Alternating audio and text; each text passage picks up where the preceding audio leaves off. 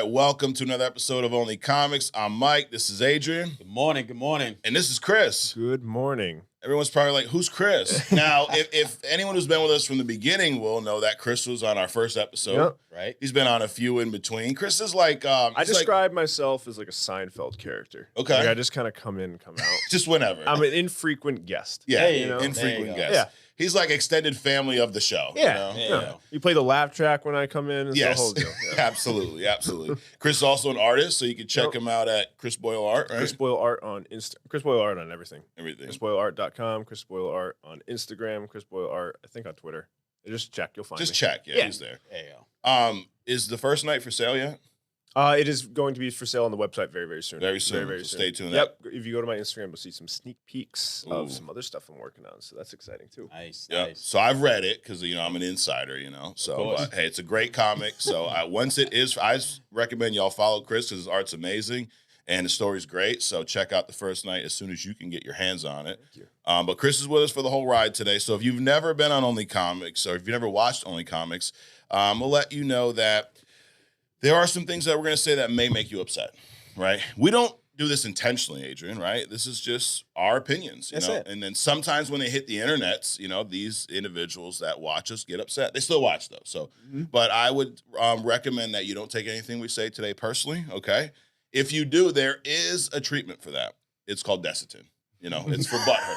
It's it works for like diaper rashes and whatnot. But anyways, all jokes aside, we're gonna have a good time. We are not experts, so if we say something that's not true, you're probably right. We may change our stance. So I may say something today, Chris, that 3 weeks ago I said the opposite.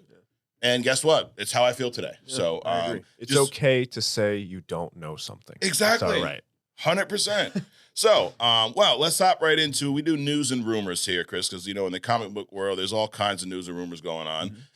So this week we have some Daredevil Born Again rumors, Adrian. So this show is originally was supposed to be a reboot, right? Mm-hmm. And then now what they're saying is it's kind of, they've made the Netflix shows canon again. So now they are part of the MCU. So this is going to be somewhat of a continuation. We've seen Kingpin showed up in Echo. We've seen him show up in Hawkeye. Daredevil was in She-Hulk. Daredevil was also in Echo. So the news on this now is originally Daredevil Born Again was supposed to be 18 episodes, which is pretty long for a Disney Plus show. Yeah. Echo was like 5, right? Probably like 2 episodes too 40 long. minutes Yeah. long. Yeah. Yeah. Did you watch Echo? No, I didn't. Oh, yeah, you could But probably all watch their it shows on your are- way home. Yeah. Yeah. So, so now the new rumor for Daredevil is it's going to be closer to the length of the old Netflix series. It's going to be about 10 to 13 episodes, which I think is a great thing. Sure. I think 18 is a little much, dude. It is. I was actually watching the Green Lantern animation, Okay. which is better than Secret Invasion. Okay. It's also better, I think, than it's not as good as it's probably on par with the Marvels. Okay. But for an animated thing, I just I was flipping through Netflix, I think, or actually they're on Cinemax. Okay. And I was like, oh, let me watch this again. It's actually pretty good. I'm like, oh, this is better than Secret Invasion. Wow. But it's like 28 episodes Jesus. long. But Yeah. they're decent though. They're 22 minutes, Okay. 18 to 22 minutes long. But I hope that, if they're gonna shorten the Daredevil series, that it's at least good content, right? Mhm. And they're longer than the 30 minutes or 33 minutes minus the intros and Right. exits and stuff. So I'm cool with it being 13 episodes, good content. Yeah. Make it a decent length of time. Right. Yeah, I like the Netflix shows are usually about 50 minutes or so, right? Right. And the intro's not 17 minutes long either, or 20 hours of credit. So give me a good 50-minute episode, 13 episodes, I'm good. 18's a little much because you're gonna get filler in that, Right. Even sometimes with the third, like I'm watching the Jessica Jones season 1, which is great, but I'm at like that I think 11th, 12th episode, and I'm like we could get to the end already. Like enough already. Uh-huh. I hate when they extend it just to extend it, Right. Like the Echo show, they're like 29, 33 minutes long. Yeah. And half the time she's riding into town or out of town. Right. It's like, we don't really need to see that. Yeah. We don't need to see the same flashbacks all over again. So there was a lot of filler, which is why he said you can watch that on your way home. Yeah. Absolutely. Next up, X-Men star decision to not return to Marvel. So there's an actress who played Storm, Alexandra Shipp, in the First Class series. First Class, she wasn't in First Class. She was in Apocalypse. She was in Dark Phoenix, I believe. I think now she was much better than Halle Berry. Like when I first read this, I was like, I hope it's Halle Berry. Like, I mean, I love Halle Berry's great, but not as Storm, right? I mean, so when they said an X-Men star didn't want to return, I wished that it was her. But I guess they had spoke to Alexander Shipp in an interview, and they brought up because, now everywhere you look, there's a rumor about someone turning up in a new Marvel movie because of the multiverse. Everyone's back on the table, Deadpool 3, I mean, God, I think Patrick Stewart's going to be in there. I mean, we might even be in there. Who knows? I mean, that's how crazy it's getting. You never know. You never know. Yeah, they might have only comics in there. But she basically said, like, so it was asked by Entertainment Tonight, and Shipp said, you know what? What's kind of funny is, no, I'm not interested. So she has no interest in going back. Now, I guess in her defense, she was in some of the shittier X-Men movies, right? Like, First Class was good. Days of Future Past was good. She wasn't in those. She was in Apocalypse and Dark Phoenix, probably two of the worst. Right. So now how did you feel about her portrayal of Storm? I thought it was definitely better than Halle Berry. Yeah. Again, it's not anything against Halle Berry. It's just that, that's wrong casting. Right. But I'm wondering if, first, I don't care. First, I'm reading through the article. I'm like, so who is it? Who is it? They make you wait until you get all the way down to the bottom past all the ads to actually get to, who it actually is. I think she was a better Storm. Yeah. I'm wondering if this has anything to do with the whole Kang situation. Because she said she declared that she wasn't just done with the X-Men. She was done with Marvel. Correct. Period. Yeah. So that's a deep hurt. Yeah. Right? So, I mean, it's cool that she can take that stance. I hope, I wish her well and all that kind of stuff, but I think she kind of shit on herself. Right. But she's right. Let other people play the role. Yeah, no doubt. What about you, Chris? You're an X-Men fan. I've never seen. You never seen her? Seen any of the X-Men. Yeah, really? Yeah. No, I'm out of the loop on all that. Oh, but shit. I mean, if she doesn't want to do it, go for it. Got it. Yeah. So you've never seen? Now you've seen Halle Berry as Storm, obviously. No. You ever see the original X-Men? No. Wow. The only X-Men theme thing I've seen is Logan. Okay. That was the only one. You just started at the top. Yeah, You picked the best of the I best. kind of started at the tip of the Got it. iceberg there. So. Well, so Alexander Shipp won't be back. No one's sad. Agatha Darkhold Diaries gets an exciting production update, the article says. But basically what the report on Agatha is production's done. They're done filming, and it's going to be released later this year. So have you seen WandaVision? No, but I saw, what was it? Doctor. You saw Doctor Strange. Yeah. So you saw what happens after. Yeah. But so we've watched WandaVision. Great show. Right, yep. Agatha, this freaking show, this title's changed like 3 or 4 times. Like originally, I don't even know what it was originally, but the new name is the Darkhold Diaries, which I'm actually kind of intrigued with this show. I mean, I liked WandaVision. Now, this is a show that I feel like I could probably be disappointed with it. Like, kind of like how Echo, I was intrigued, excited, and then by the time it was done, I was like, oh, okay. Right. I guess it gives us something to watch. So I'm probably 50-50 on this, too. You're not feeling it. I don't want to keep saying I don't care. But, Yeah. I mean, they've hyped this thing up so much. They've changed their name so many times. And the actress, I like the actress like in, what was it, Bad Mamas or whatever. Oh, yeah. I'm thinking they're going to try to spin this as some kind of comedy based on just like the clips, not the clips, but the thumbnails I've seen. They're trying to make it funny. I hope they don't go that route. Right. But not really a big fan of the Agatha character in the first place. So if it comes or goes, I don't really care. Yeah. But I think they're overhyping it. And I'm also kind of hurt because I thought Echo was going to be a great movie, and it's just completely disappointing. Right. Yeah, almost, I think I'm probably looking forward to this for the wrong reasons. Like Echo, the best aspects to it for me, or from it for me, were the Kingpin, elements. Right. I'm hoping this brings Scarlet Witch back. Okay. And okay. So from that standpoint, it's strange with all of the characters that Marvel has access to. It's really strange to me which ones they choose to make shows and movies about sometimes. You want to do something with Agatha, really? I think they're at bottom of the barrel. Yeah. I think they've exhausted most of the A-listers there. I think now they're just pulling. Well, what do we got? What do we got in the... They got to check out our Hidden Gem segment. That's what they got to do. Right.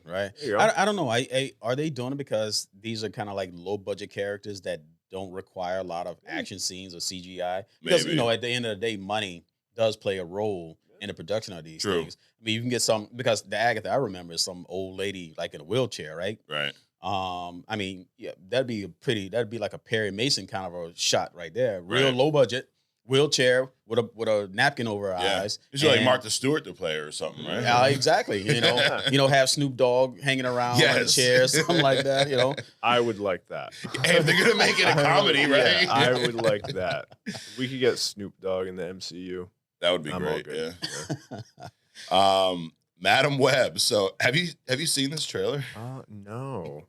No, but I did hear something about it. So it sounds like a joke, kind of like Dakota Johnson, the one from 50 Shades of Grey, right? Okay. So like I don't think anyone's gonna recognize her with clothes on.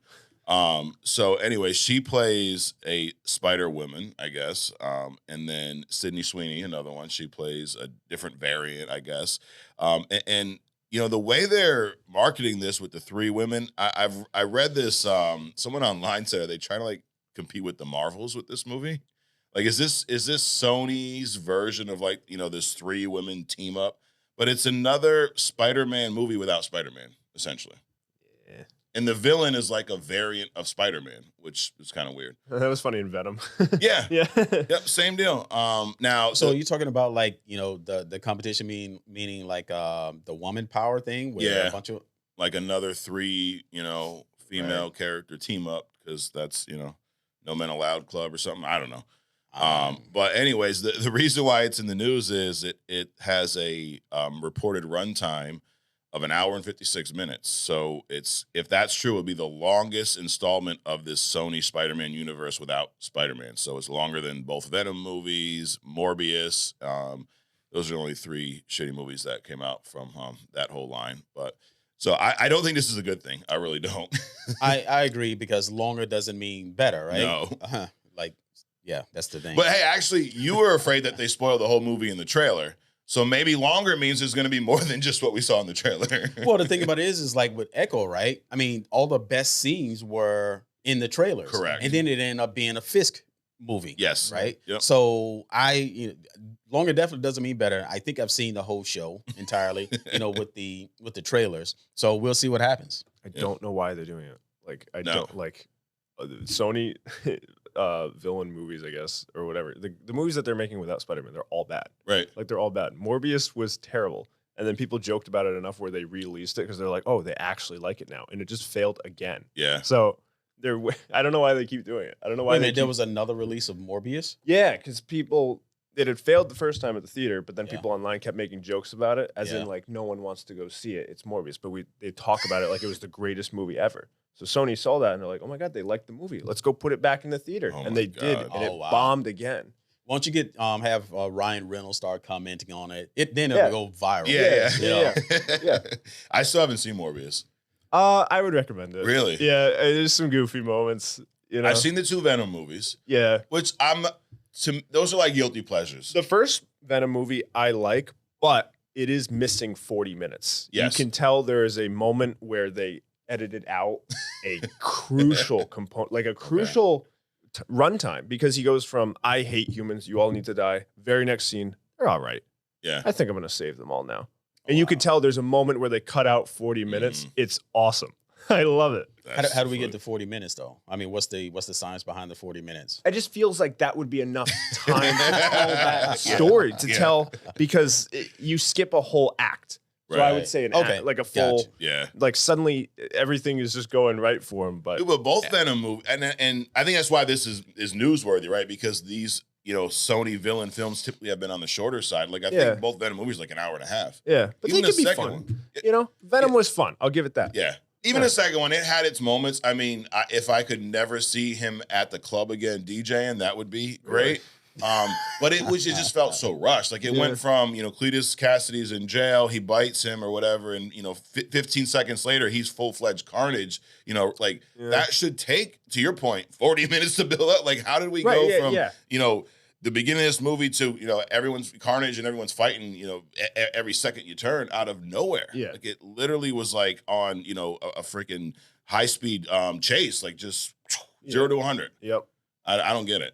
I don't know, probably the same reason that there's a tech genius in every family, every movie now, but they broke. Yeah.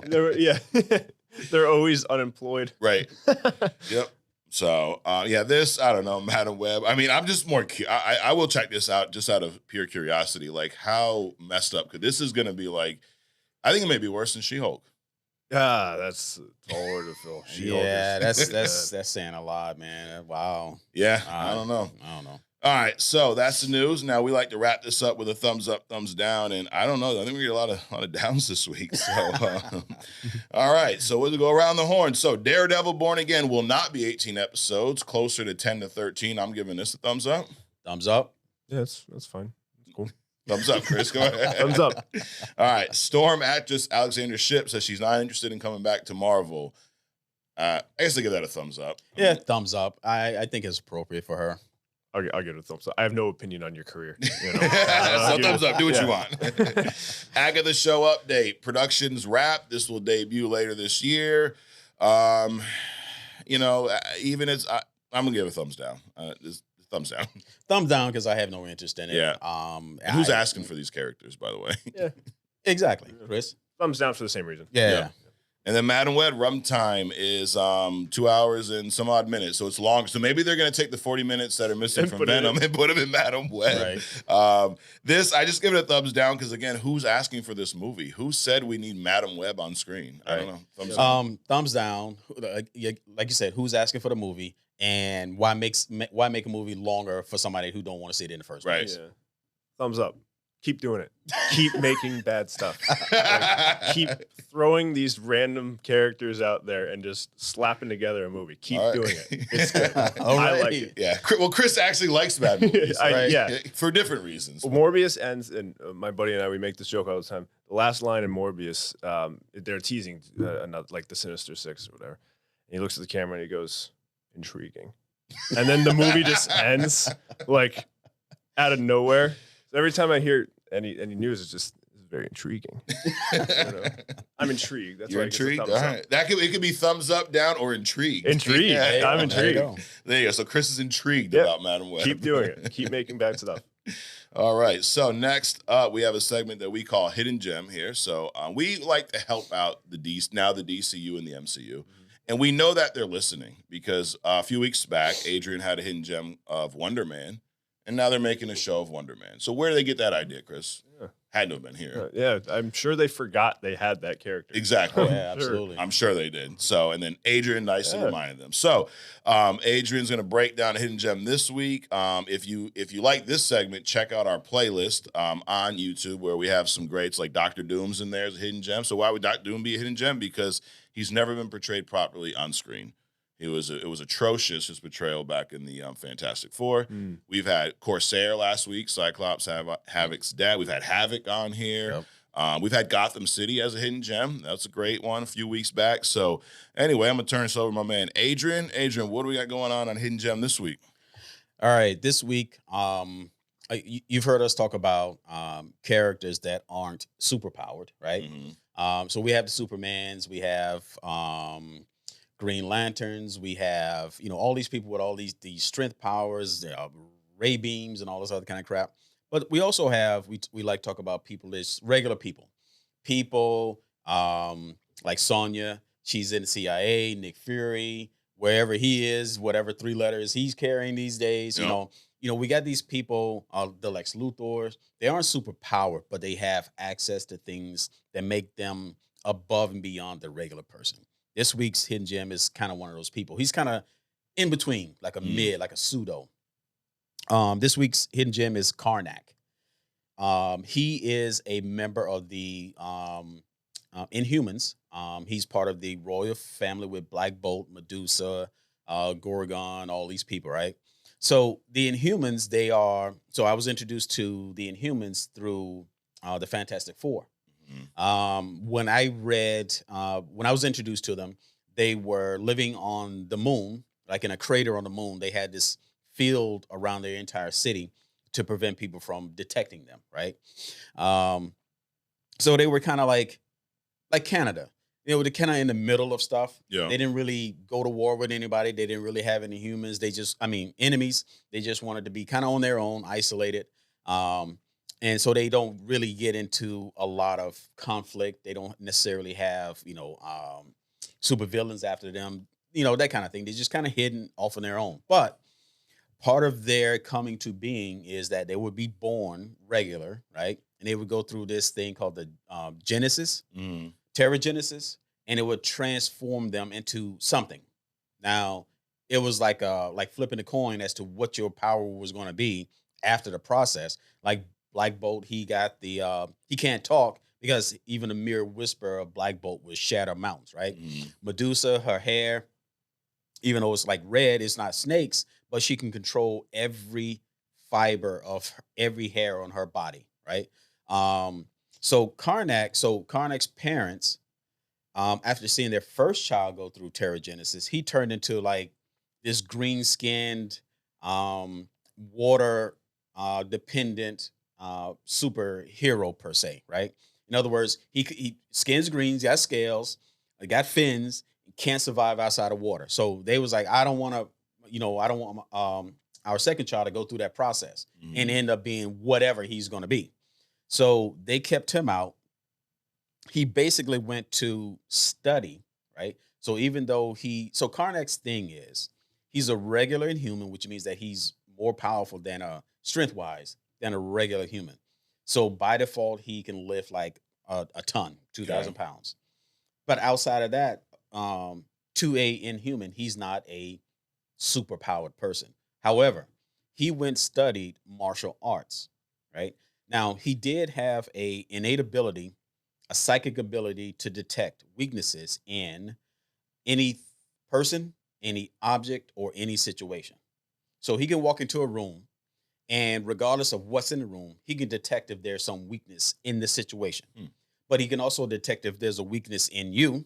He can detect if there's a weakness in any object. Yeah. So what does that do? So through his training, he's like a Batman, where his psychic ability is Batman's innate ability to be a detective, right? But he honed his mind and his body to the point where he doesn't need to have superpowers. And he's knocked out Silver Surfer, right? People have thrown like boulders at him. He can look at the boulder coming at him, detect the weakness in the boulder, and do some knuckle trick, right? And shatter the boulder in mid-flight. Wow. He's cut bullets in half. He's gone up against foes that are way more powerful than him, way stronger than him, way bigger than him. So like Batman, he's trained his mind and his body to the point where he just don't need the power. He doesn't need whatever the pterogenesis process was going to give him in the first place. So I think that a person like that deserves to be brought up out of the comics. Again, you can put a person like that anywhere in any comic. He's just a regular guy walking down the street, but he can do all these amazing abilities. Now, because he's part of the Inhumans, which are like, they're a royal family. They're kind of like the Black Panther in Wakanda. They kind of like isolated from any other government. It would be kind of hard because if you bring one, you're going to bring all of them to some degree. But I think Karnak, his abilities, the fact that he has trained himself to that level of perfection, I think that, him being basically a regular guy, not having any innate abilities, any mutant abilities. He doesn't rely on technology. Literally, it's just his hands and his body. One time the Vision can turn basically into like a untouchable, right? Karnak vibrated his hands at a certain frequency so that he was able to attack Vision in his phase mode. Oh, shit. So he's trained his mind and body to that point. I think we have like Daredevil, we have the Batman. I think it would be awesome to see a character like that show up to where, he doesn't have all this tech like an Iron Man. He doesn't have all this power like a Superman, but he can get in there and still get things done. And he can go up against foes that are like immensely, vastly more powerful or bigger or stronger than him. Yeah. So this week's hidden gem, Karnak. I think we should see more. I think we should see more of the whole Inhuman family because it's such a range of characters. They tried to bring him have a show in Humans. Yeah. It was okay. I haven't seen that. But it's not really worthy of that whole, family of characters. I mean, they could do so much more with it. How did you feel about the Karnak portrayal in Inhumans, the show? I didn't like it at all. Yeah. I think they kind of neutered him. And again, so I've been looking at comics for a few decades, and they've sold me on how characters should look. And in my mind, because of that exposure, I have an idea about how I think characters should look. And he did that. The actor did not fit. Like a Henry Cavill fits a Superman, right? A Ben Affleck fits a Batman. A Halle Berry. Oh no, never mind. No, Halle Berry. Halle Berry does not. What's his face is Professor X. Yeah. The other guy is the T'Challa. You know, so you have certain people that fit the character. You'd be like, oh, but he didn't. Right. So just like this guy, I'm glad he bowed out. They watched only comics, and he was like, maybe I shouldn't take this role. Right. And so he wouldn't have been a good Sentry. Right. I think. Right. So no, I didn't like the portrayal of Karnak in the show. How about the show overall? Huh? How about the show in general? It was good to see them bring it out. Yeah. I thought it was kind of slow. The actor, I think they also neutered the Black Bolt actor. Yeah. Black Bolt should have been more animated, something, right? Yo, how stupid was that scene in Doctor Strange Multiverse of Madness when Black Bolt dies just because she closed his mouth and like he talks in it? Like, so that's he's never like closed his mouth before. Like, and mumbled. Yeah, how stupid was that? So dumb. I that's up there. I mean, that's not a Martha moment, but, right? Why did you say that? It's not that level, but it's close, dude. So he killed himself by mumbling. Yeah, because he's never mumbled before. Yeah, it's so dumb. If you haven't seen it, I would recommend it. It's just I probably saw it and just glazed over it, but you would think that the fact that this power is coming out of his mouth and the fact that he can contain it by keeping his mouth closed, right? Anything that he did internal, he would.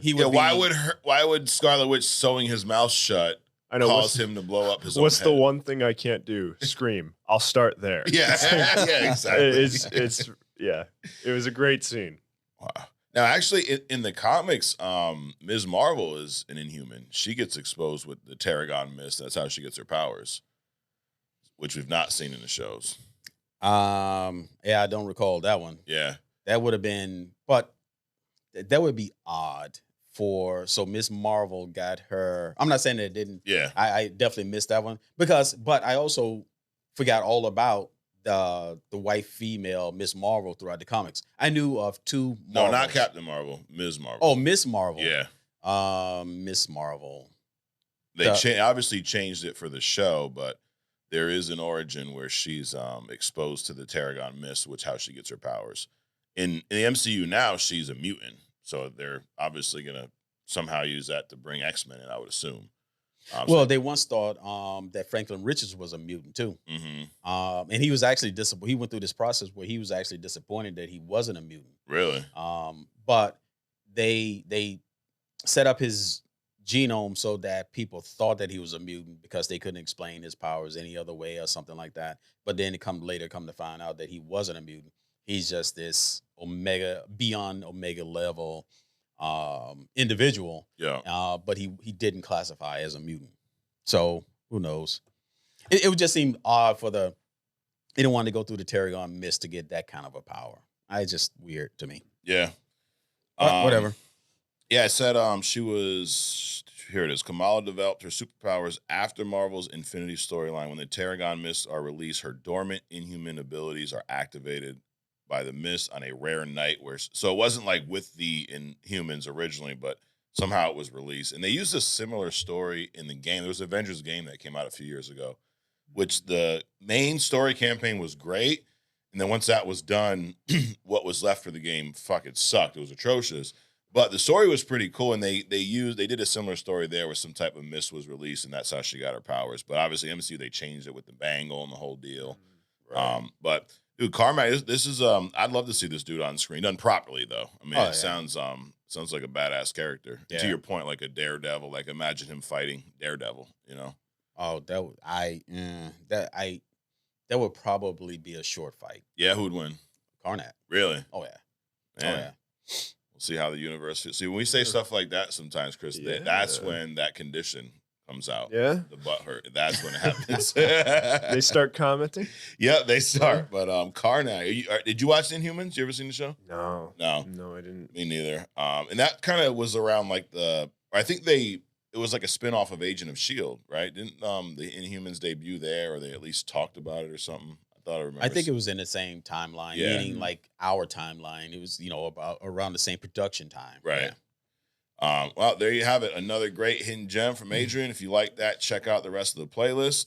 Now, speaking of comments, Chris, this is the segment that seems to get everyone going.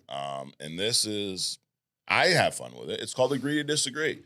It's where I'm going to rapid fire. Today, we're going to do 7 because, there's 3 of us. So we're going to keep it a little short. There's 7 of my opinions. And really just my opinions as of last week, okay? So I may change my stance next week, I may say something today that contradicts something I said 2 weeks ago. You can't do that. Not allowed. Not allowed. You can't do that. No, the good thing about Only Comics is there aren't many rules, Chris. The only rule is we discuss comics and only comics, but sometimes some other stuff. So I'm going to rapid fire these, and we'll just go to each of you and let you know if you agree or disagree. But where the real fun starts is where you all let us know how you feel. So are y'all ready? Yep. All right, let's do it. Number 1, the Endgame battle is the greatest comic movie moment of all time. I'm starting. I go to you first, Chris, because I'm still thinking about it.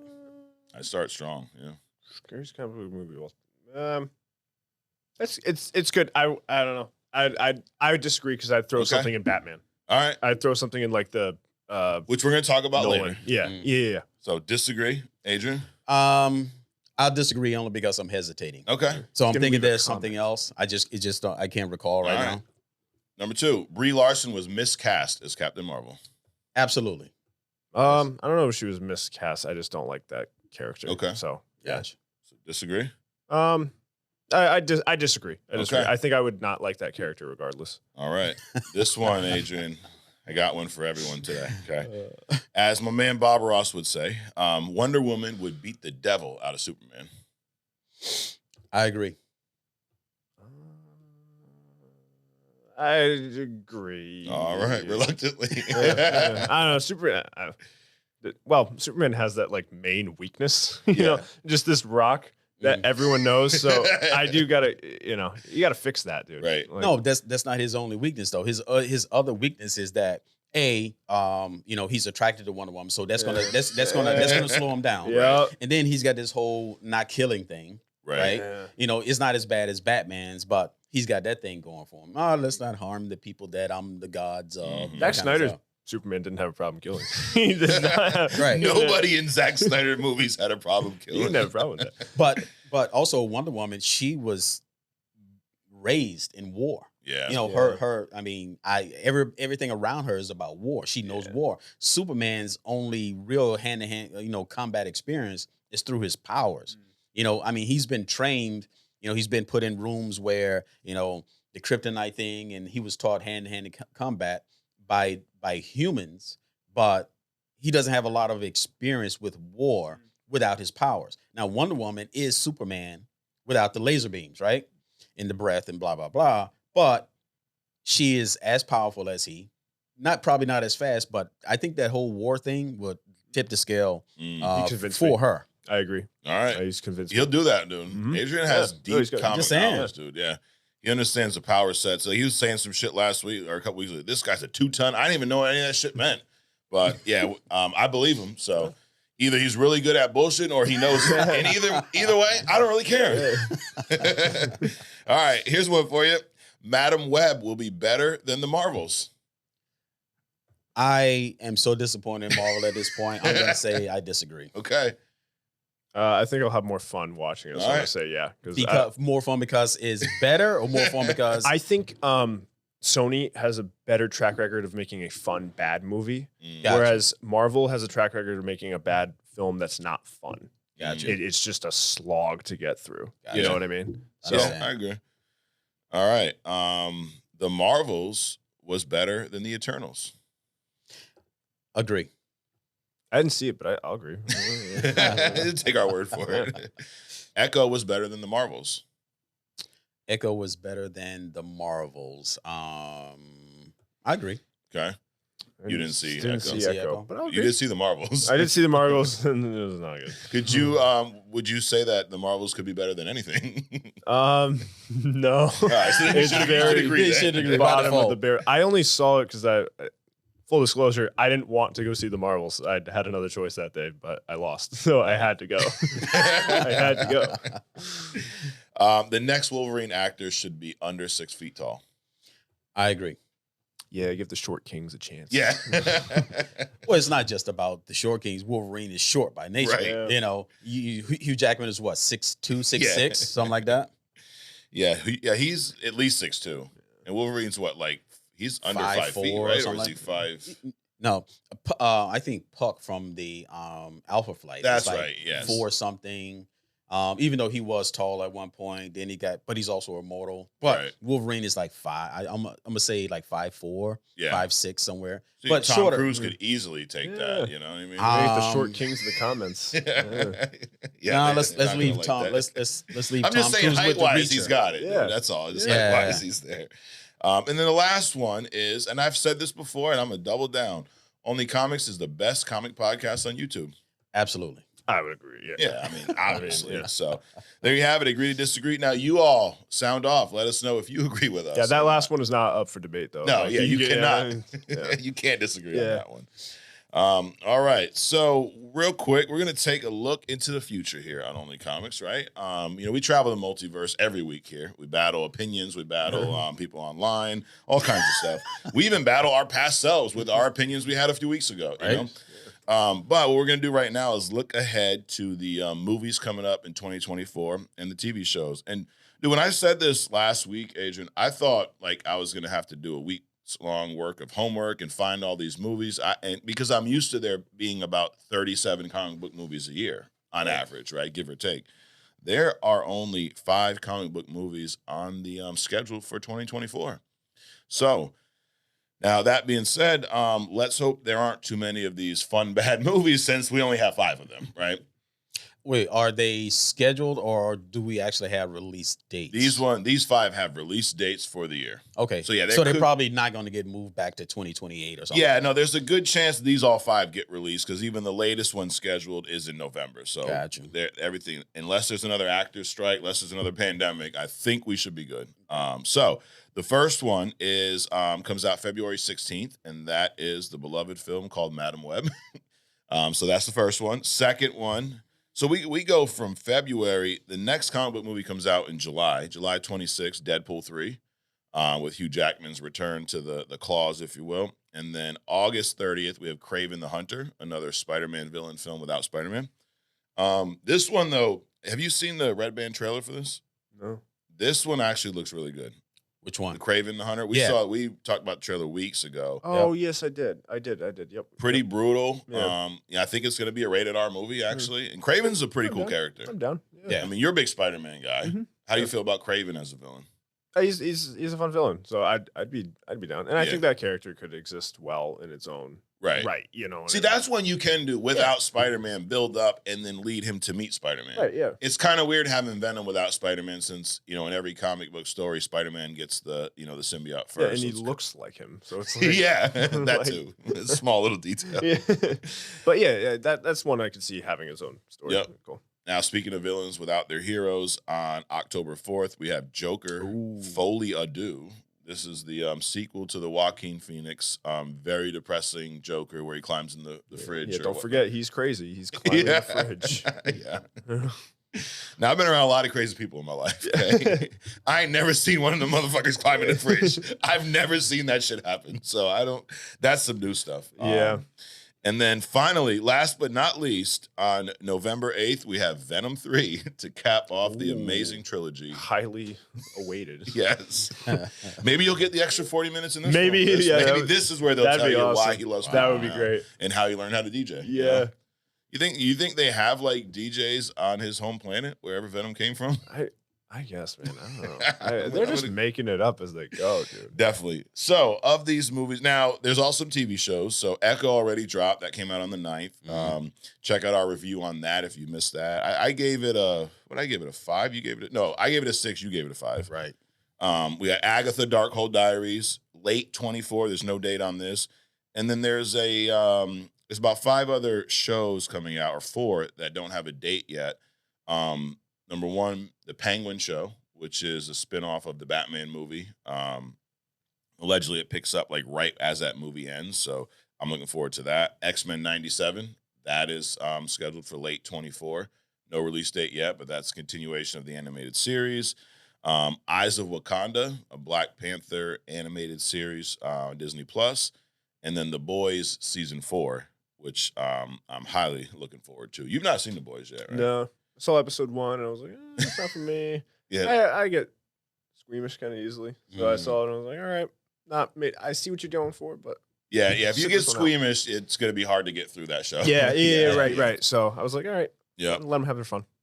So what we'll do here, so we got these 5 movies, right? I'm going to list them off, and then we can do a kind of up, down, or in the middle on the movie. Like, you're up, you're excited to see it, you're down, you really don't care, or you're in the middle. That'd be like Madam Web. I'm in the middle. Yeah. It's going to be fun, crazy, stupid, but we'll check it out. I also think it's good that only 5 are coming out. I think I think the superhero thing has been oversaturated for the last couple of years, and I think audiences are tuning out. So I think creating some sort of scarcity is going to benefit them. Right. So if you're listening to me, keep doing that. They're definitely listening. They're all watching. Kevin Feige's one of our regulars. Right. So I'll list them off, and we'll go up, down, in the middle. Madam Web, I'm going in the middle. Adrian? Down. Down. Chris? Yeah, I'll go down. I think it's going to be bad. Okay. So I think I'm going to have fun. Yeah. You know? Deadpool 3, I'm going way up. Up. Yeah, I like it. I'm up. Kraven the Hunter, I'm going up. Up. Yeah. Joker, Folie à Deux. This is with Lady Gaga as Harley Quinn for some strange reason. I'm gonna go down on this one, and it's a musical. Down. What? Yeah. Oh, that's in puke mode right there. I didn't watch the first one because I saw the commercial. I don't like Joaquin Phoenix as the Joker. Yeah. Another miscast in my eyes. Yeah. So I never even saw the first one, so I'm not sure about even watching. If you want to feel really depressed for a while, watch it. If you don't, stay away. Yeah, it's not like a fun movie. No, there's nothing fun about it. So up or down for you? I'm up. Like but you know what? I like that movie not because it was a comic book movie, because it felt like it was removed from that. Okay. It felt like it took Joker and kind of made its own thing out of it. Yeah. So it felt, that's why I enjoyed that movie. It was like a one-off piece. You know what I mean? And I think making a sequel to it, gearing it more comic book, I'm not a huge fan of that, but I guess if it's done in the same way, make it a little more fun. Yeah. You know what I mean? Because I get he's crazy now. He did the thing with the mental health and everything. Right. And it was cool, it was great, but make the second one a little bit more. Give me rewatchability. Yes. Give me something I want to rewatch and not feel bad about. You know, right. I don't want to see something and have it just, that didn't make me feel good at all. You know, like yeah. No, that's a good point. That the Joker, I didn't dislike the Joker. I thought it was a really good movie. Right. But every time I think about rewatching it, I don't. Yeah, I don't want to sit through this. No, because it is not. You're right. It's not a fun movie at all. Yeah, I feel the same way about like Watchmen. Yes, you know, I really enjoy Watchmen. I like that story. Yeah, I wouldn't sit there on a Saturday and watch it. I was like, I want something a little more fun today. You know, that's your boy Zack Snyder. Yeah, that's the man. Yeah, you just take a regular movie, add a bunch of slow-mo, and it becomes better for some reason. And the last one, Venom 3. I'm actually up on Venom 3. I saw the first one. I saw the second one. They're mildly entertaining. Yeah. So I'm not gonna say up or down on it. So you're in the middle? I'm in the middle. Okay. I'm up. Mildly entertaining is a great way to describe that franchise. Yeah, absolutely. Yeah, that definitely sums up those 2 Venom movies. Yeah. Yeah. I remember, wasn't there one, he was in like some end credits scene or something like that where like the piece of the Venom. Yeah, like that was the end of No Way Home, maybe? I think it was at the end of Doctor Strange or something, which can't happen because of the already established rules that like if someone from a different universe is there, like that universe will like get destroyed. Right. So You guys messed that one up, but that's all right. I just wanted to clarify. I caught that. It doesn't make sense. But hey, you can still retcon it. Chris pointed it out for you. Yeah. Now, if you were to only be able to watch one of these movies in the theater, which one would it be? I'm going Deadpool 3. I'm actually going. I'm leaning toward Craven. Okay. I'll probably do Joker. Probably see that. All right. Yeah, I want to see everyone else's reaction. And then if you were to skip one of these movies, which one would it be? I would. Oh, it's easy. I think I'll skip Madam Web. Madam Web. Yeah. Across the board. I doubt I will actually see it, but if it's bad enough, if I hear that it's like bad enough, like Morbius levels, I'll give it a watch. Oh wow. Yeah. Yeah, it's shaping up to look that way. Yeah. Mine would probably be contingent upon if one of my kids want to go see it. Then I'll go check it out. You know, or if we're bored and we feel like reviewing it here, you never know. You know, there you go. We've reviewed dumber movies, probably. Oh, yeah. You know? Well, I guess we'll find out. Or at the very least, dumber moments. Yes. Speaking of dumb moments, we're going to now talk about some of our favorite comic moments. Now, this part there's no rhyme or reason to this segment. We're just going to sit, like kind of like when I texted you said, I'd love to come shoot the shit with you guys, which now for our viewers' sake, how old are you, Chris? I'm 24, almost 25. I've never heard someone in their 20s use the phrase shoot the shit. Never once. My dad used to say that. I'm an old soul. You are an old soul. I'm like 10 years behind everyone else. Yeah. He said shoot the shit. I mean, Adrian doesn't even say that. Shoot the shit. No. But we're going to shoot the shit. Maybe we'll call this segment shoot the shit. We're going to shoot the shit on favorite comic book movie moments. Work in progress. Yeah, we're working on that. I think that's kind of like the theme of our show. We're going to workshop. We are work in progress. But this is episode 40, so hey, it's been working. You know, that's cool. You were on number 1 and 40, dude. That's like the milestone episodes. I think I've been on 4. 4. I think now. There you go. Our most frequent guest. You know, I always say me and Adrian are the dynamic duo here. So you're kind of like Nightwing, dude. You left. Yeah, I did. You know, you left to go do your own thing. Right. And then you came back every once in a while. When we need some help, you come help us out. You know, that's it. When the universe is being way too stupid, you come in and help us slap around a little bit. Yeah, slap them around, put them in their place. Yes, he seems to have something against the Short Kings today. No, I'm good with it. Hey, I'm for it. We need more Short King representation. We do. As context, I'm 6'4", but you do your thing. He says we need right. You're Hugh Jackman size. Yeah, you could play Wolverine. All right, so now I said in Agree to Disagree, it's probably a good starting point, that Endgame battle is the best comic book movie of all time, comic book movie moment of all time. And now I say a lot of shit on this podcast, Adrian. Now this one, at the time, I think that's right. I mean, maybe when we're done with this conversation, I may change my mind. But, and I think it's a good starting point. It is a great moment. I don't think anyone disputes that. Now, it's a mix of how great the moment was on screen, but also everything that built towards that moment for 10 years, right? Like, that's something that's never been done on screen. We've never even really had a shared I know some studios have tried it, but we've never even really had we never had a successful shared universe until the MCU, right? So that was just something, uncharted waters, no one's ever done. I don't know that it would ever be topped. I mean, I don't know. I mean, I guess... who knows? Marvel could, maybe with this Kang Dynasty thing, maybe Secret Wars, they one up this, but they would have to, a lot of things would have to change because they're not on that course right now. But I mean, this moment the fight scene was one of the greatest battles we've ever seen on screen. Like with the amount of people in there, everything and everyone kind of got their shine, I think if I had to critique it, the one critique would be and I know it's because they just blew up the Avengers, facility or whatnot, but it was very dark the whole time. And I think that's one thing that took away a little bit, but dude, from the beginning of the scene to the end, I thought it was amazing. So I'm curious to hear your thoughts on this. And then also, since you guys both disagree, give me some moments that you think are better. Well, it's definitely a great fight scene. But that's the kind of stuff that you kind of expect to see in these comics. Better, I wouldn't say there's too many more. I wouldn't say that there are more better scenes. I would classify that as epic as opposed to just better. That was a very epic scene. Other great scenes to me, the Adam West Batman when he and Robin crawling up the side of the building, and it looks like Yeah. That they just literally have a cable and they're walking sideways. They just turn the camera. Yep. Or when as a kid, that was cool as shit though. You're like, right. oh my God, how are they doing that? Right. or when the Hulk slammed Loki. Mm-hmm. Was it Loki? Yeah. From side to side. That is a great scene. Yes. That was a cool scene. Captain America jumping out of the airplane without the parachute in the water when they go to attack that rescue the hostages. In the first Avengers movie? Yeah, I think so. That was a cool scene. I mean, so there was like so many of them that were more iconic to me as opposed to epic, which is what, that battle was to me. Iron Man coming out the cave for the first time. That was a great scene. So there was a lot of them. There's a lot of them for me. I would classify that as epic as opposed to just a great scene. Gotcha.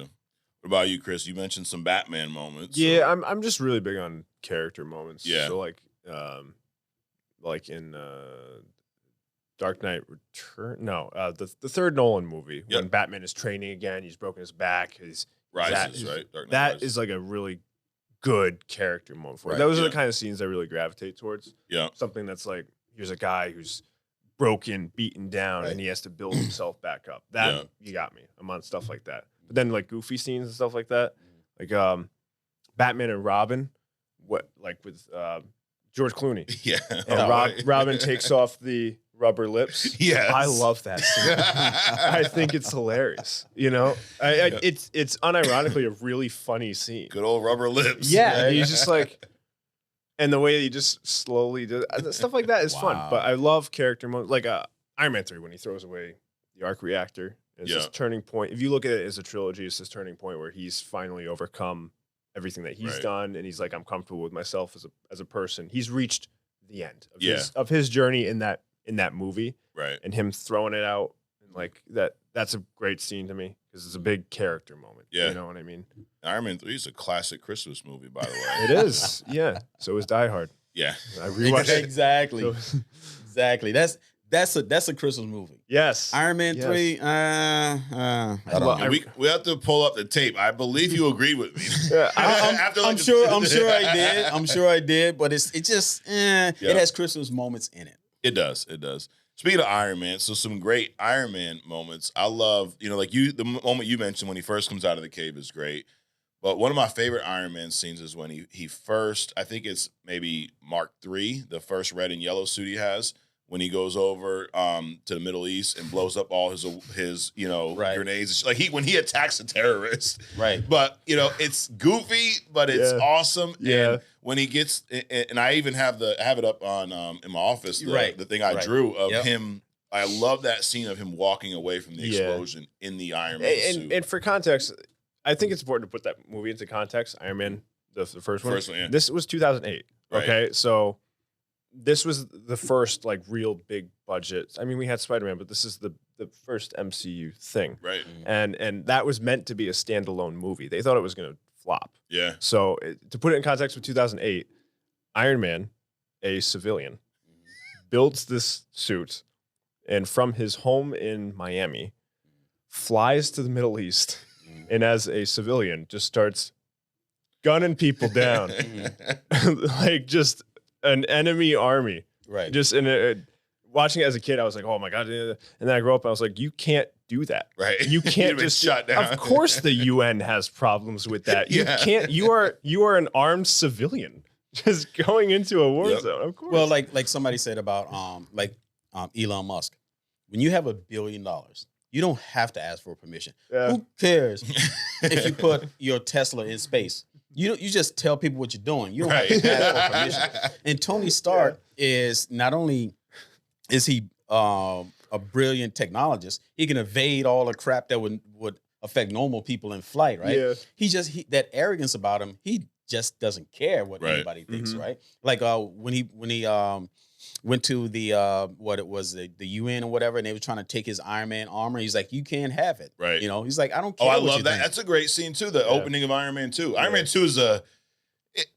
it's a fun movie. It has its moments. It has its moments. I didn't hate it. Like a lot of people hate that film. I don't hate it. I would agree with that beginning scene because I think that's how it would UN would react, right? Or Congress would react. We'd have to legislate this guy going out there and just interfering with like a war. Like, right. By the way, in that scene, he didn't ask anyone. He didn't like clarify who was the terrorist. He just cleared house. Right. You know what I mean? He saw some people with guns against what he perceived as regular civilians. Yeah. Right. And I'm just going to take the people out with the guns. Yep. It was cool with the darts, though. Yes. Yeah. You know, so that was cool. Yeah. But dude, I love that opening scene when he's in court, like, because it's so Tony Stark. Like, you think, they want you to think they got him, right? He's done. And he starts, hacking into their shit, throwing up videos of Justin Hammer with his shitty ass, like, products. And dude, he just terrorizes everyone. Yeah. And you're right. He ends with, no, it's mine. You can't have it. It's me. And then, like, that's it. I love, it goes back. You say it all the time. Like, Robert Downey Jr. is the Iron Man. There's never, I don't want to see another Iron Man for a while, you know? But that's a great scene. I think another great scene, flashback before I forget about it, being the older person, I'm likely to forget shit. Yeah. So Christopher Reeve, right? When Lois Lane gets killed in that earthquake. Oh, and he gets pissed off, right? And that was the first time, and really the only time that I've seen Superman power portrayed, right? So he basically, you can't do it, but he basically flies around the planet and starts to spin time back. Yeah. In reverse, and then he goes and saves Lois before he does all his other stuff. But that was to me. I'm a kid at that point, right? And I'm watching this stuff, and I'm like, oh my god, that's great, And I really haven't seen, even though I think Cavill is like the perfect Superman, I really haven't seen a portrayal of Superman power done properly on the screen since then. So yeah, good old. One thing though, the DC time travel rules, I don't understand. So you could just go really fast and you go back in time. Yeah. That one's strange to me. Like, I agree with everything you're saying about the moment. It looks cool, but when you break them down, and people accuse us of being Marvel fanboys and we shit on DC, but DC does dumb shit sometimes. If you fly around the planet that quickly, first of all, you're going to destroy the planet, right? Before you start going back in time, All right, I just never got even like in the Flash movie. Like he's just going to run so fast that he goes back in time. Like, wait a minute. I get the whole. I'll go down. I get down with the MCU's version, the quantum realm. I'm your multiple timelines. That makes more sense to me than I just run really fast and I can go backwards. So if I run fast enough, I can go back to tomorrow. Yeah, I thought you had to buy a DeLorean. Yeah, exactly. Yeah, what happened to that one? Oh, speaking of DeLorean, you see I watched X10, 10X the other day, or whatever, X10. Fast and Furious. Oh yeah, Fast. Oh god, Fast X. Yeah, Fast X. Whatever. We can't even name it. That's how bad the movie is. And they had the new DeLorean in that. If you caught that, which it looked pretty cool. It's like everybody had the latest of whatever the vehicle is now. The new trucks, the new DeLorean, the new this. It was actually pretty cool. Dude, that is a bad movie. A fun bad movie. Yeah. That movie is so bad because they tried to pay homage to so many great Fast and Furious moments. But it was so like fan service in your face. It was worse than The Rise of Skywalker. Yeah, which I rewatched recently. It is that bad. Yeah, like I thought it was horrible at the time, and it was so fun. But it was so fun. I've never seen that is the highest budget bad movie you can watch. Wow, Nothing makes sense. Everything is terrible, but it's the highest quality. Yeah, which I rewatched. Do yourself a favor, rewatch that movie. It's so fun. It's so just have a couple beers with your boys and I'm gonna have fun. Yeah. It is a fun movie. Oh and we can do some of the. At the end with all those ships, the fight, like they're just in the ground. Yeah, like we take the logic out of it, but once they're there, it's like, oh, this is badass. Yeah, forget about how they got there. They can't go up. They can only fly forward or around. They can't rise. Awesome. Yep. So fun. Great time. And the Emperor just magically shows up. He's just alive again, which was announced in Fortnite, which makes Fortnite canon in the Star Wars universe. So I get a lot of arguments about that. That's what they did. Well, what about some other Batman moments? Like even with you were talking about the Batman earlier before we came on air. The Batmobile scene in the new movie. Yeah. I love that. I think, but I love one of my favorite scenes from the new movie is Batman's intro. Like everything leading up to it. The narration by Robert Pattinson. Mm-hmm. You get to see the bat symbol turn on. Gotham's rainy. You see the criminals, and it's not really a moment. It's more the whole scene. But then when he walks out of the shadows and beats the shit out of those guys, and That one statement, I'm vengeance. Like, dude, that is a badass intro. It's one of my favorite scenes in that movie. Yeah. One of my favorite Batman moments wasn't a live action per se. It was one on the animated, and it wasn't even a Batman scene. Okay. Superman talking about Batman to Darkseid. When Superman unleashes on Darkseid, I mean, and he still gets his ass whooped because he's weak at the end. He can't finish. And Darkseid is always just, okay, I'm gonna let you hit me for a little while, and then I'm just gonna, finish you off. But when Batman outruns Darkseid's Omega Beam, that's a badass moment right there for me for Batman. Because I mean, who does that? No one has done that, besides Batman, I think. Yeah. What about you, Chris? Batman moments. I think of Batman Begins. Batman Begins, I think it's a great movie. It is. I think it's aged so well. I think it continues to age well. And I rewatch it like once a year. You know what? It is probably my favorite Batman movie. Really? Yeah. It's a great movie. It is. Yeah. It's a great origin. And one of my favorite scenes in that is his training with Ra's al Ghul. Yeah. Again, another really poignant character moment. He's having to deal with all this trauma that he's built up over the years, and this guy's kind of helping him through it, and he's coming to terms with things in his own head, right? And that watching that character grow and build, and then to come up with the culmination of where he has to execute that guy, right? And he can't do it. To see that culmination from where he started, he's walking in the mountains, and I love stuff like that. Yeah. Like the hero's journey, like seeing that path for him. Oh, it's a defining moment. It's literally sets a tone for who Batman is for the rest of this series. Yeah. That whole non-kill thing started there. And the way that then comes back around in a parallel where it's, I'm not going to kill you, but I don't have to save you. Right. It just leaves him. Yep. That scene is fantastic movie. Yeah. Love Batman Begins. I use that line on my kids. I don't say kill, but I'll say some things like, I don't have to hurt you, but I don't have to help you either. Yeah. Right. Kids get out of line. They think they grown and stuff like that. It's like, dude, you can go do your own thing, but I mean, I don't have to put my life on hold for you. Right. But I don't, and consequently, I don't have to, go out of my way to make both of us miserable, which is eventually what's going to happen. But you're also not letting them fall off of like a monorail like that. Well, it's a little different. You're not that far. Yeah. But I think Batman Begins is highly underrated. I do. Dark Knight, like, it's hard because you have the Joker and you have Heath Ledger's portrayal, which is probably the best villain ever. Like, I would say with that movie, like a lot of Batman movies, it's Batman, right? He's the protagonist. The Dark Knight with Joker's portrayal in that, they're neck and neck in terms of dominance of the movie. Mm-hmm. So it's a very, it's cool because it's a very polarizing. That film in its own right is a masterpiece. Right. It's very interesting dynamic that they have with those two leads. Yeah. It's interesting that if you look at that movie where you say, okay, but pretty much basically Batman and Joker is equal in that portrayal. Right. But you don't call it a Joker movie. Right. Unlike Echo, where you got, this character Echo, who's supposed to be her movie, but it's actually a Fisk Kingpin movie. Absolutely. So it's interesting how that kind of stuff comes about. Yeah.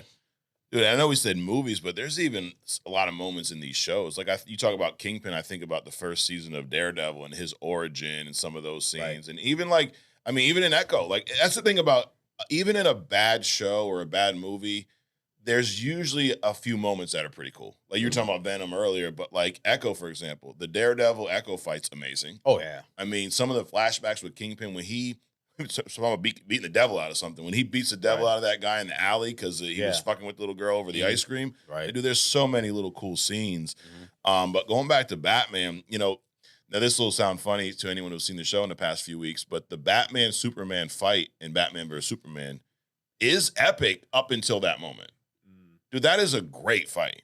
My opinion. I sometimes I rewatch that movie. I have to stop before the Martha because I get angry, because of how stupid that freaking moment is. Do you start to bubble up? Do you feel yourself bubbling up because the moment is coming and then you get angry? Or do you just like hold off and then like, flashback, I'm pissed off. Yeah, no, it's like a crescendo. Yeah, I feel it building up and I have to stop before Lois Lane comes in. This is my favorite part too because Lois Lane's not in the building. She did not hear him say Martha. She didn't hear any of this. She walks in as Batman's about to kill Superman and goes, "Stop, he said that because this is Mom. You weren't even here. How do you know?" "Oh, you got the script." That's what it was. She found the script. My bad. You know, that moment is just ridiculous. You know, no, what actually happened was Superman at overtime has injected her with super hearing. There you go, super hearing. Yeah, she heard it from Metropolis. You know, I can't remember a lot of Batman scenes from that movie. I remember his training in that movie. Yeah, which is great. I mean, moving a tractor tire. You know, right? That's awesome. But the warehouse scene, I think. Yeah. But I don't like this because Batman kills like 47 people. Right. Yeah. This movie always goes, the warehouse. I even saw someone in the comments a few weeks ago said the warehouse scene in Batman vs Superman is the best, Batman movie moment ever. Like, you're insane. Yeah, he no, literally kills like 30 people saving the guy's Yeah. mom who he was just trying to kill. Yeah. Right. He does. He just clears house. You know. Can somebody explain to me the bugs? Can somebody please explain that? Oh, in that the scene. nightmare, right? Yeah. Is it a nightmare? It is a nightmare. Oh, okay. You know the scene where Bruce is having a nightmare when he's at the desk. He's the files he stole from Lex. He has in his computer. They're like decrypting or whatever, and he dozes off, and he goes into the nightmare scene where he's got the trench coat on, yeah. the AK, the whole, stuff that Batman just would normally do. Maybe he dreams about killing people. Yeah, probably. But yeah, then there's like these bugs, like these giant bugs that come down, and I don't know if it's Darkseid's army or. I think that's probably it. Yeah, I think that's probably it. Are they not the same creatures that are at the end of the Justice League movie? I know it's hard to tell when they're in slow-mo, but I always thought it was weird that they. No, I don't think they're the same creatures. They probably just depicted them. Yeah. Hey, they had like 5 different directors, 2 different movies. Who the hell knows? Right? Yeah. I just always thought it was weird that they teased like the injustice thing in that. It was just not a great movie. But taking it back to Batman. Batman's death in I think the Dark Knight Returns or the Rises, third, Dark Knight Rises. Yeah. His death in that I think is also a great scene. Yeah, if you look at that thing as the trilogy, like the end of that character, right? I love that because I think every Batman writer has been talked about before. They all have their idea of how Batman ends. Mm-hmm. I think that's a very unique thing about that character is that every writer who gets on that series, they all have their own idea about how he ends and how it continues. So I like seeing that author's interpretation of that. Yeah. You mean how Batman himself like dies or how the trilogy ends? How Batman himself dies. I think him popping back up in Paris or whatever at the end of that was kind of odd. Mm-hmm. Yeah.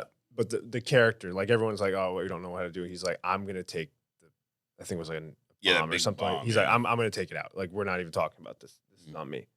I brought you guys into this. I need to end it. Yeah. I don't think they should waste their time trying to kill off a main character like that at all. Just don't even waste the budget or the movie space because because then you got to bring him back some kind of way. There's so, like I said, we've always said there's so many storylines. There's so much content that so many directions you can go with these characters. Killing them off is not one of those avenues that you should even go down because then you got to spend the time to bring them back in some way because you can't kill off these. They're comic book characters. You can't kill them off, right? So that's what they did with Superman and freaking Batman vs Superman. His second movie, he's killed off, and then half of Justice League is about bringing him back to life. I just don't even bother doing it. There's other stuff that you can do. Yeah. On the Batman note, also, we were talking about Dark Knight, dude, Joker scenes in that movie. Like there's so many. The debut, the open scene when they rob the banks. Yeah. That's a great scene, great setup. I love this scene when he hijacks the mob boss meeting. Yeah. Oh yeah. Like one guy against all these, but he's got, all the explosives underneath and just all you hear is this little cackle as he's walking in. Like, dude, he is those scenes for me, and you said that, they're kind of even. Heath Ledger's portrayal has aged amazingly. Mm-hmm. Yeah. Christian Bale's has not for me. The Batman, the voice and shit, the little like Trump face he does, this thing. I can't, man. Now, it wasn't as bad in Batman Begins. Yeah. But dude, I mean, I also, my favorite Joker moment is probably the interrogation. Yeah. Because that just shows how truly, like, you don't need to jump in the refrigerator to show me how sick he is. You just see it right there. Mm. And that whole plan he has, like, and, when the guy's got the cell phone in his stomach blows up and he's sitting there with the, sadistic smile and all the papers, like, that's just a great scene. Like, I also love, like, you're talking about character scenes. I love like how certain scenes just look visually like, and to me, that's a great visual. Him sitting there with all this chaos and he's calm, just smiling and, you know, taking it in, and everyone's in panic. People are dead and he just don't give a shit.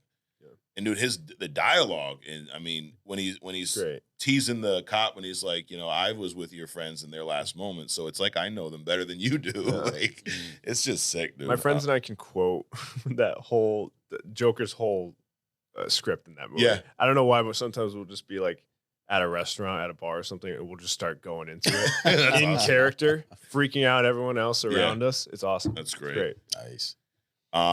Spider-Man, you're a big Spider-Man guy. Yeah. You know, one of the moments that comes to mind is the train scene in Spider-Man 2.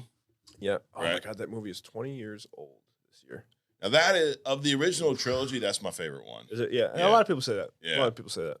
I love that one with Doc Ock. I mean, that's just a great story. Yeah. I still think Spider-Man 1, 2002 is my favorite portrayal of that character. Yeah. I just love that movie. It is a great origin, you know. It was him climbing up the wall. That's one of my favorite scenes where they zoom in on his hand and you see all the little things growing. That was so fun as a kid. You know how many times as a kid I went to a brick wall and I was like, I could do this. You know? What are some of your favorite movie moments from Spider-Man? I'm trying to think of something from The Amazing Spider-Man. I actually think Amazing Spider-Man was good. I think, yeah, it was. I think that had some really good moments. I think Gwen Stacy's death was done really well in the second one. Yep. I think that movie, I mean, obviously, the second one had its moments. Yeah, it was, not being it was very super uneven. Great. Yeah, it was very uneven, but I like a lot of the moments in that. I think Peter in 2002 Spider-Man, my favorite movie. I think when Uncle Ben dies in that one got me as a kid. And him chasing down the guy. Yeah. That's probably the best Uncle sequence. Ben death scene we've seen. Yeah. Right? Like, it was better than the one in The Amazing. I think because they gave him this last moment with essentially his son, and I think that was a really important component to that. Yeah. What about you, Adrian? Spider-Man. I was so enamored with the comics, the movies just kind of doesn't do justice for me. Yeah. I think the most iconic parts of any Spider-Man movie is like when he's swinging through the city. It kind of gives you his perspective of how the world looks as he's moving through space. Right. The things that he's able to do, his acrobatics, things like that. I think that's the most iconic to me. Yeah. Because I've read so many Spider-Man comic books. The movies just really don't do it justice.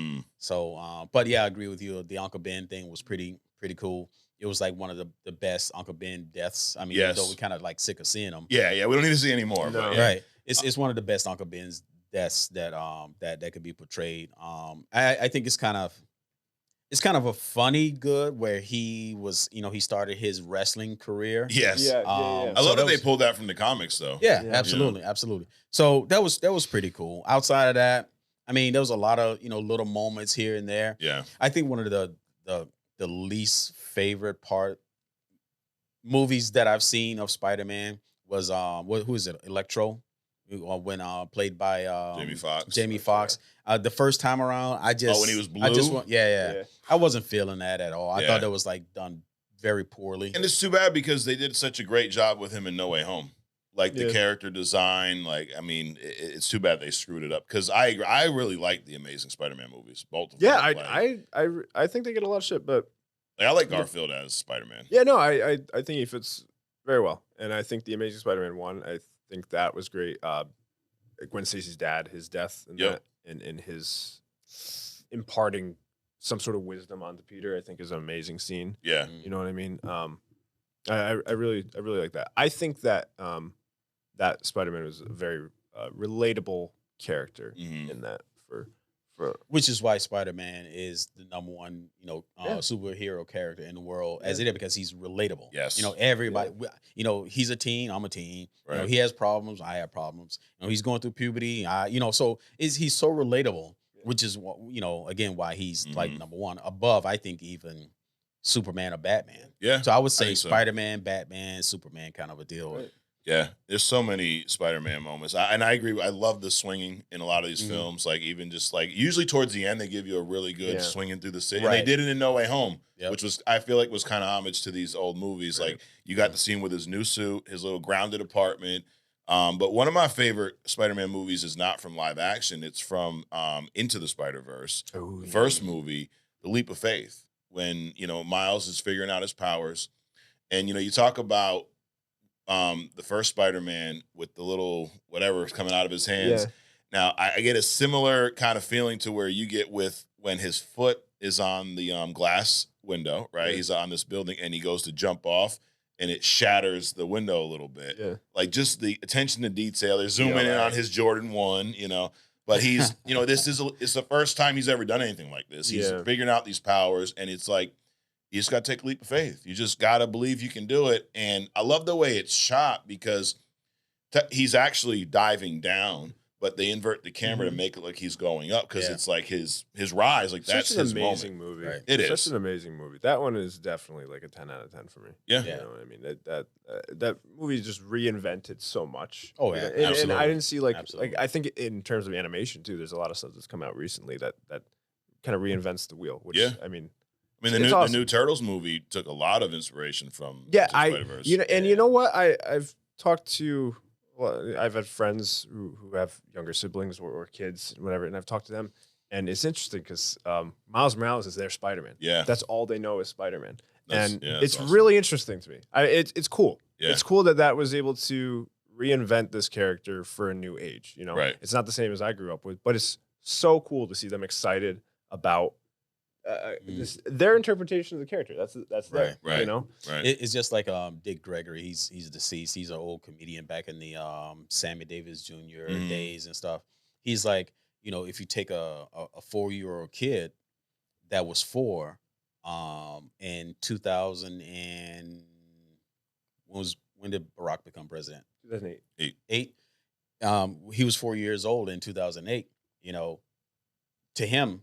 There's no such thing as a white president. Yeah. You know what I'm saying? Yeah. So then he's president for 4 years. So now the kid's 8 years old. So Barack gets reelected, right?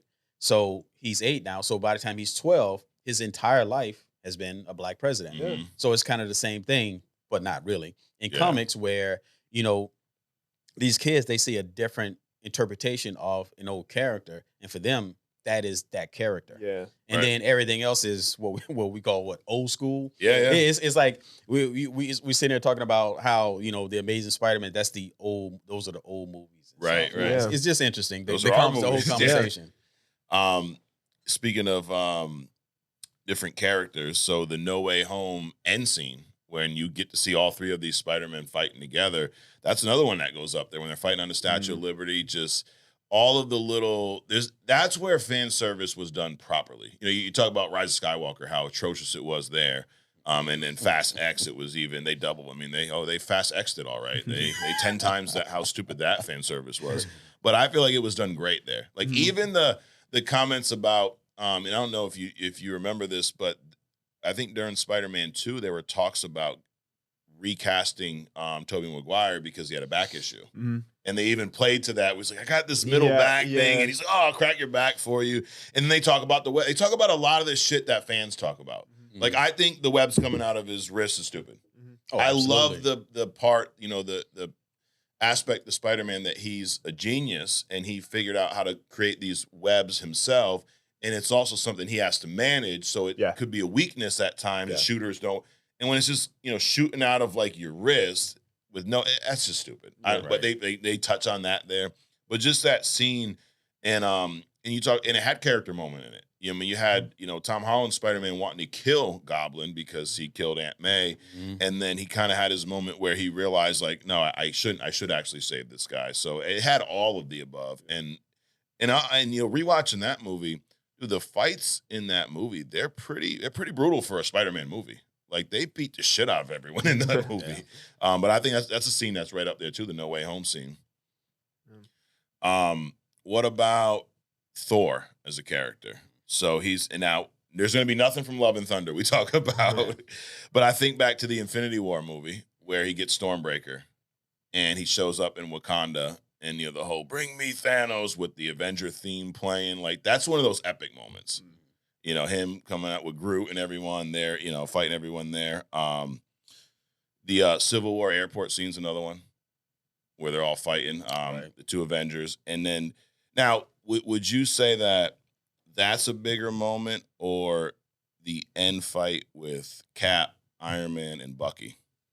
The end fight with Cap, Iron Man, and Bucky is definitely a bigger fight. Yeah. But Thor is a surprising character. When I was little, I got, not only was I into comics, but I was also into all these mythologies. Yeah. Norse mythology, Greek mythology, Egyptian mythology. That's why I know that there's so many. And that's why I don't like the gender recasting, the ethnic recasting, because I know that there's so many other characters that they can bring out and just leave everybody else alone, right? But Thor was one of those interesting characters. The whole Odin and his whole family. I love Greek mythology above all, because back then, they had Clash of the Titans and all that kind of stuff out. But Thor was an interesting character. A lot of people didn't think that he was even worthy of. It's interesting. It's like, Thor. Why would you make a Thor movie? Right. And now they're making all this other shit that shouldn't even be on screen. Yeah. But some of my favorite moments, not even necessarily Thor moments, but like when Thor went to get the Hulk to help him, and Bruce Banner jumped out that jet onto that bridge of light or whatever it is. He thought that he would change. And he just hits the ground. He just hits. That was, oh my God. That is great, dude. That's one of the funniest MCU. I couldn't stop laughing at that moment. It's like everybody else is trying to watch the movie. I'm still laughing about that moment. So, things like that. But I mean, overall, the Stormbreaker moment was definitely an iconic moment for Thor. Even when they're building Stormbreaker and he's taking that, he's whatever that is, that dying star, and he relights it, and he's taking all the power of that, and it almost kills him. Like that whole build up. But yeah, Thor's had some moments. It's funny you said, he wasn't worthy of the film, and that was what the whole first movie was based on, him not being worthy. It's just ironic. Exactly. But even besides battle moments, I think the love that he had for his mother. Yeah. And the approval that he was looking for. So even at God levels, right? We all still have the same problems. Yeah. We want approval from the father, and we want the love from the mother. So I think those also qualify as iconic moments. Yeah. What about you, Chris? You a Thor fan?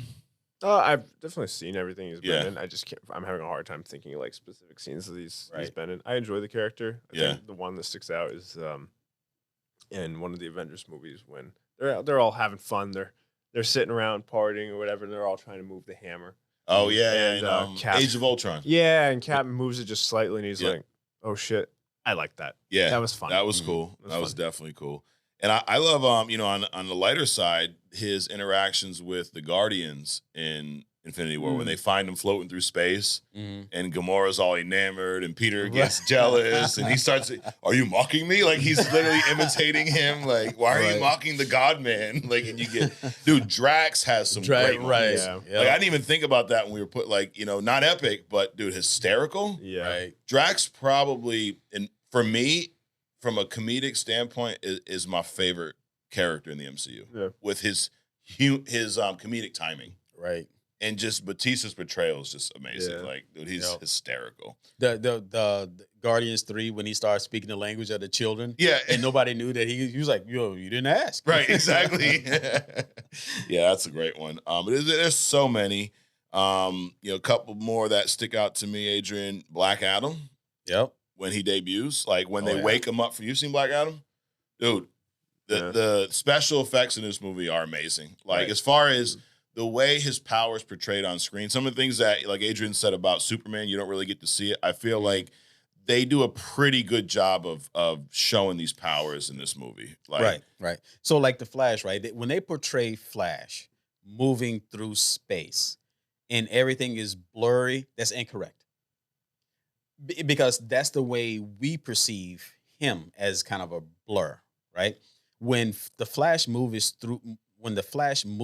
through space, everything to him is pretty much stopped, if not completely stopped.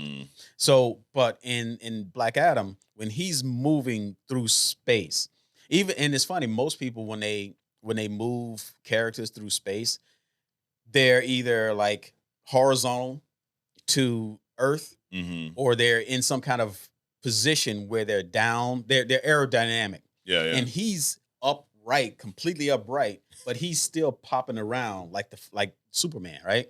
So he's seeing all of this stuff and, moving bombs out the way. He's seeing the helicopter blades stopped. Just the smoke is even. That's why to me, just that portion alone makes that better than the entire last Flash movie. Mm-hmm.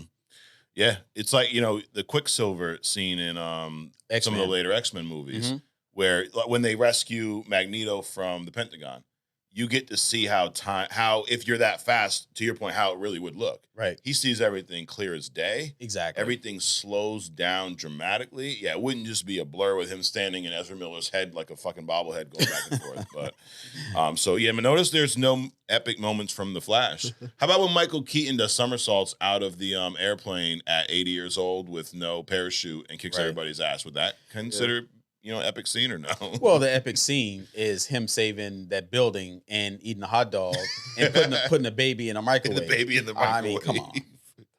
Stupid. So, Chris, if you've not watched The Flash yet, these words, a baby in a microwave, you should check it out just for that. Yeah, that's pretty exciting. That's up your alley with a good movie. That's pretty. Seen Batman put a baby in a microwave? No, Flash does. Flash does. Oh, that I could see. Yeah, I could see.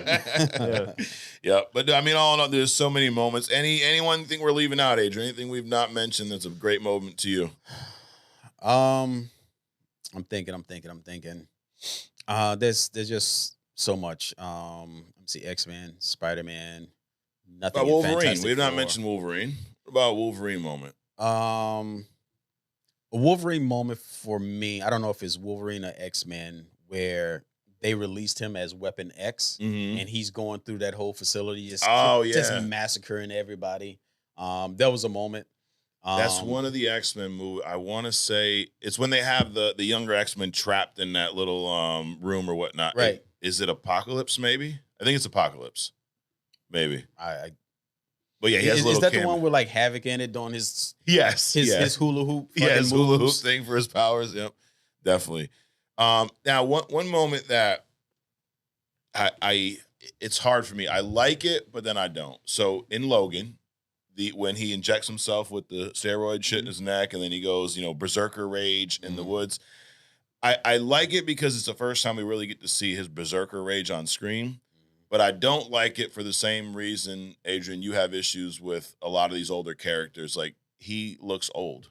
Right. I wanted to see him do that back in like the Days of Future Past era where he was jacked Wolverine, like veins popping out of veins. Like, to me, seeing the old guy, inject the shit in his neck to do berserker rage for 14 seconds and then die.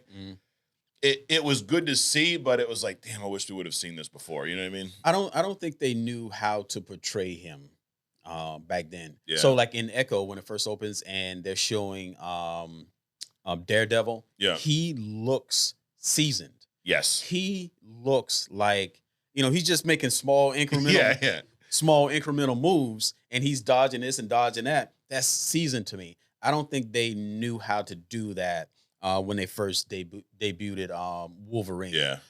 So it probably wouldn't have made sense to have that kind of detail on him. Right. Besides the fact that it probably would have been worse than what it was. Yeah. And also those movies were not rated R. So like if you're gonna see Berserker Rage, you want to see heads cut off, claws go. I mean, I know Chris, you're a little squeamish, but maybe even you can handle this one. But you want to see claws popping out, someone's skull, and like the shit that we saw in Logan.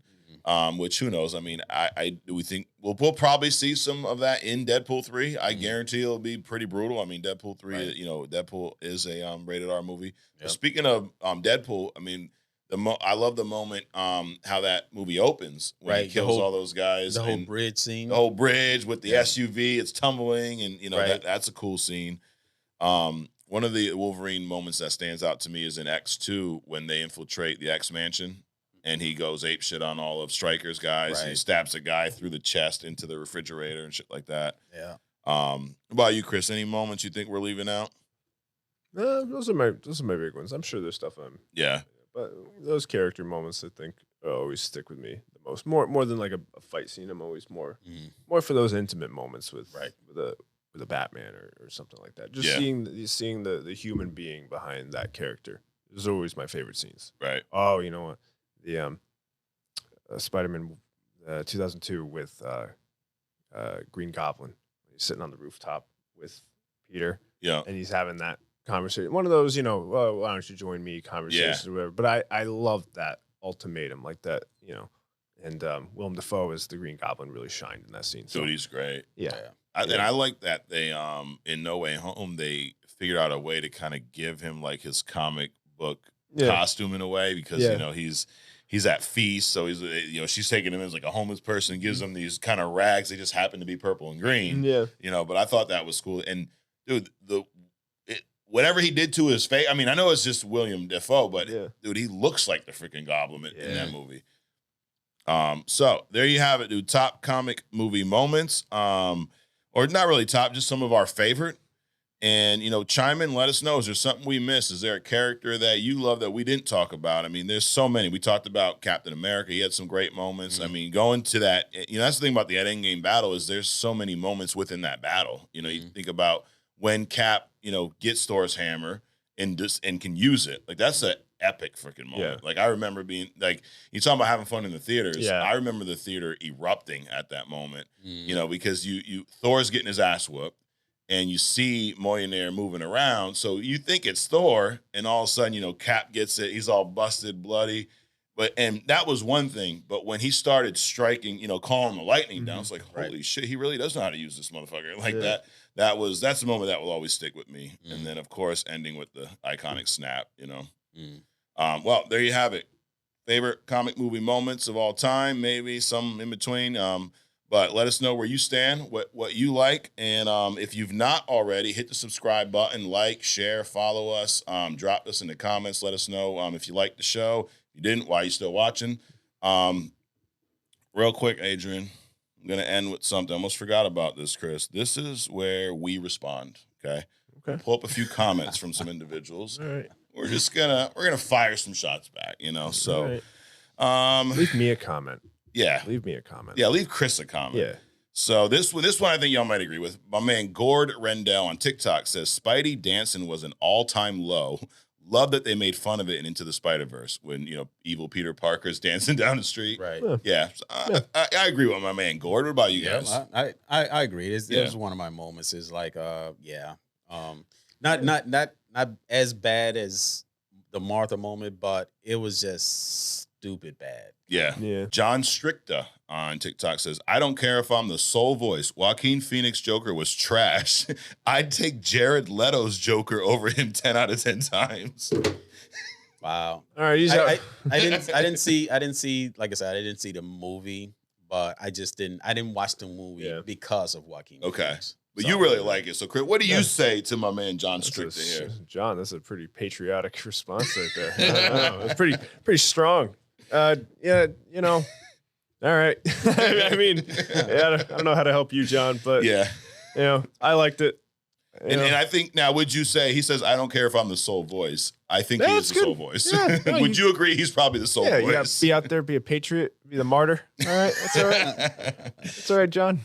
We got this dude, Burn Flags Not Books, interesting name on TikTok, says, only comics, and y'all are talking about stuff other than only comics. Yes. That's all I have to say about that. That's that comment from Burning Flags, Not Books.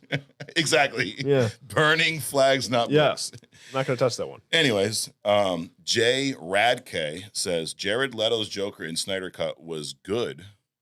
Good. Better than Suicide Squad by a mile. You're talking about that nightmare scene in the end of the Snyder Cut where he's got the weird CGI and like, you give me a reach around. Like, why?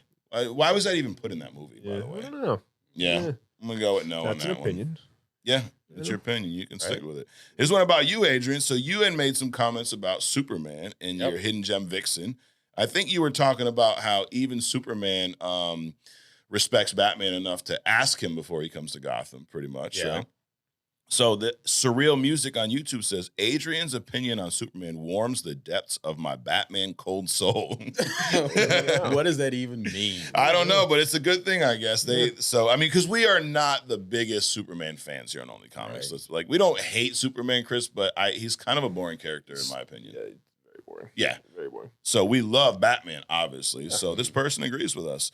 Warming hearts out here, Adrian. Yep, good job. Hey, it's now, the beard, man. We weren't warming hearts on this one because we said that Miles could beat Peter. We said that in a fight. Yep. Right. And then we got YK__period Jordan 1471 on YouTube says, I personally don't think Miles can beat Peter even with those extra powers. Well, you're wrong. And then VGus15 says Miles sucks. Like, very astute opinion there. Yeah, exactly. Like, come on, dude. Yeah. Now, we got two to end with. So Cole Gerard 2608 says Black Panther whoops Captain America ? Yeah, I think any day of the week, twice on Sundays. Oh, absolutely. Exactly. Yeah. Enough said. Enough said. And then here's one. Chris, you're going to love this one. So we were talking about the Martha moment, you know, that coveted Martha moment. And D9 says, people that don't like that moment doesn't get that moment. People that don't get that moment doesn't get that moment. No, do you say don't get it or don't people get that it? don't like that moment okay. doesn't get that moment. Got it. I think we all get that moment. I don't know. Maybe it goes over my head. Maybe I'm not smart enough to understand what they were going for. That's a possibility. But, right. Yeah, I'm going to go with no. It could just be bad. Yeah. Exactly. Did you ever think about that? Yeah, the simplest answer is usually the right one. Right? And you got a little Batman reference there. Look at that. No, we're just not smart enough to understand the subtle nuances that they were going for in that peak I forget of the whole cinema. Occam's razor thing, right? Yeah. It's like, I don't understand. Yeah, no. Yeah, no, I understood it perfectly. I even saw the foreshadowing when the flashback scene of his parents dying and the dad yells, Martha. Yeah. So that just, all of a sudden stopped. Here's why it's dumb. Batman wanted to kill Superman, stop him from breathing. And then all it took was him. And first of all, who calls their mom by their first name? You're about to die and you're not going to be like, Mom, you're going to go, Martha. You know what's funny though is that movie came out 8 years ago and there's still guys preaching the good word. You know what I mean? It's like, believe me, it's still okay. Yeah, that was 8 years ago. Maybe it's not just he just wanted to kill Superman. He killed other people right to get to something that allows him to kill Superman. Exactly. And then he gets to this moment. Couple and scenes it's like, prior, Martha. yeah, he threw like a grenade at like a pack of men. They all died. Yep. It's just like, well, I didn't kill him. The grenade killed him. Right. Like, or the car chase. Dude, when cars are launching like 10 feet into the air and blowing up, I'm pretty sure everyone in there is dead. Yeah, no, that highway scene in the Batman is brutal. Yeah. So you know what? My man D9 or whoever, my man, my girl, whoever it is, D9, we don't like that moment and we do get that moment. And unfortunately, it's really bad. So, but I'm glad that you're still 8 years later, still preaching the good word. Yep. I like that. That's dude, fun. That is some dedication. That's fun. Yeah, that's some loyalty. Like the one thing about DC fans, they are loyal. Boy. They are freaking loyal. So, well, there you have it. Chris, thanks for coming in. Thanks for having me. If you like Chris's shirt, you'll probably like his comment just as much. So head over to chrisboyleart.com and follow him on Instagram. Yep. Also, if you like our shirts, you can't get them yet. This is a exclusive drop, by the way. So we got some merch coming on the way. But if you like our show, so we can see. Oh, yeah, let's get this out of the way. Look at that. So, but what you could do is follow us on YouTube or subscribe to us on YouTube, follow us on TikTok, drop us some comments, let us know how you feel, let us know that you love this show, because why wouldn't you? It was a great show. Chris, thanks for coming in. Thank you, guys. Special guest. We'll see you again soon at some point. Yeah, Chris is, like you said, he's that Seinfeld character. He's just going to pop back in every once in a while. Adrian, my partner in crime here, thanks for coming in. Always. Another great hidden gem, another fun show. So, you know where to find us every week right here on YouTube. Check out the shorts on TikTok, and we'll be right back at you next week on Only Comics. We'll see you.